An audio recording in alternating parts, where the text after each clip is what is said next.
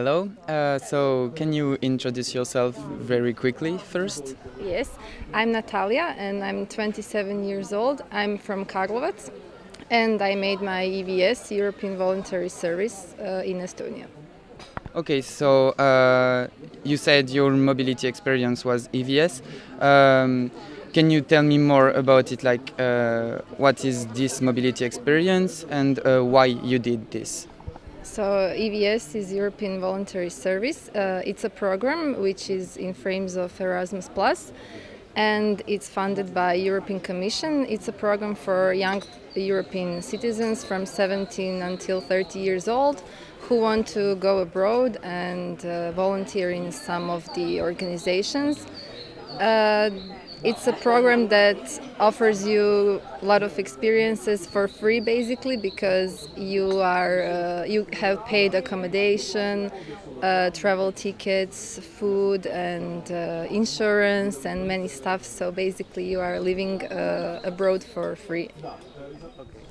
So, is it the reason why you went to EVS because it's free, or there is other reason you went to?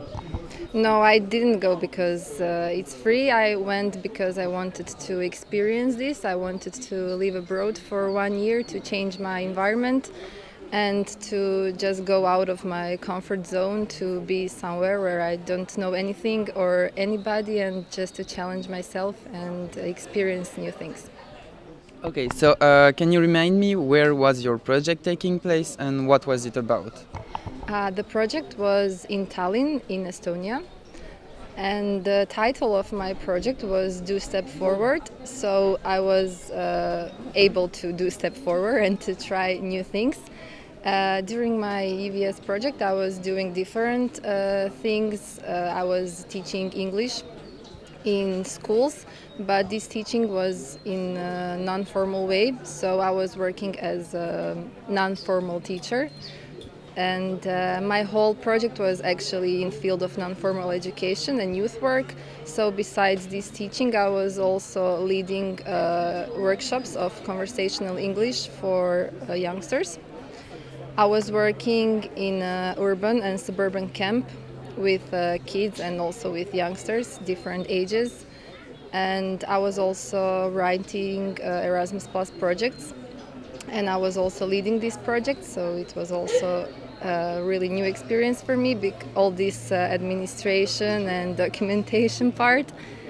And I was also part of theater studio for a while, and we also did some performances. And also I was working in kindergarten, but this was also like non-formal kindergarten, a bit different.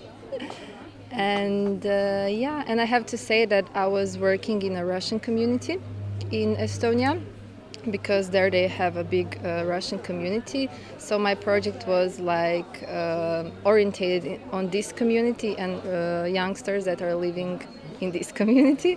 So that's why I was mostly learning Russian language and Estonian just a bit. Okay.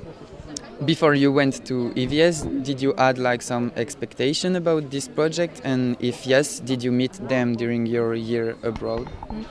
I didn't have so high expectations. I mean, I knew what was my project about, of course. I was in contact with my hosting organization, but I didn't want to have too high expectations, because I just wanted to like leave space to make impressions there when I'm already coming to my project. So I didn't know exactly what to expect, because reality is always different. So my expectations were not so high, but reality was like more than I could imagine, because I experienced really a lot of things I never thought I will.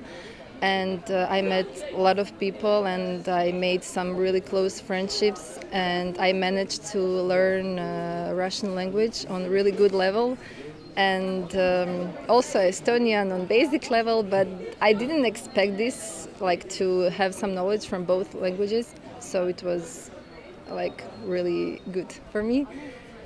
So I could say that reality was like really better than I expected.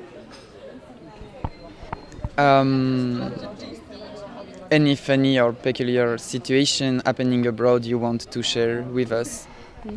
Well, there was a lot of stuff happening in 1 year, so I can't like remember everything. But there were some really strange situations. Like I was often, how to say, people were often telling to me that how I'm not able to speak Russian, because in the beginning I couldn't speak Russian, and I have Russian name and last name, and I was like really often accused that I'm Russian and I'm just pretending not to talk in Russian. Then I also had some funny situation with my neighbors. Like they asked me to like repair some stuff on their walls and with electricity. Really, I was so shocked because I never did this stuff in my life. But I managed. I helped my neighbors. And then I also had a situation. I had like an interview with journalists in the beginning of my EVS, and after this article was published, and it was totally like full of lies. And I had like a long period of maybe 1 month with just arguing with him and with these newspapers, and they were like, how to say, a big local newspapers that people were reading. So I was like really feeling bad. But at the end, I mean, when I think about it now, it's just funny and it's a part of experience. Then also I had like experience with drunk people who were calling police to me because they thought I stole their cigarettes. And I had like even meeting with police, and like these small situations were happening, really like weird situations. But I mean, for me, it's all like cultural, I would say cultural experience. And yeah, it's just funny now. So you stayed there for 1 year. You lived like a lot of funny and peculiar situations during your EVS. But how is it to come back after 1 year? Like, how do you feel now in Karlovac? I have to say I feel strange. I'm here for 1 month, but still I can feel that like I changed so much during this 1 year, but people around me didn't change. They still have the same lives. They live like in the same city. They do the same jobs. And I visited so many places and traveled around and met new people and culture, and I like totally widened my horizons. And I feel like that on one hand I don't fit here anymore, because people sometimes don't even know what is EVS, and when you talk with them they don't understand you, and they just think like, ah, yeah, now you went abroad and now you think that you are like better than us or something. But on another hand, of course, it's nice to be at home, to like see your family and friends, and to share this experience to people who are open to hear this. So yeah, I'm still confused. Okay, and last question. Do you have any important advice to give to a young Croatian who would like to do an EVS? I would just say to people not to be afraid to like overcome limits in their mind, or like limits that other people are making you like think about this in this way. I would just say go and be brave, and it's definitely a beautiful experience, and you should really take it until you are 30.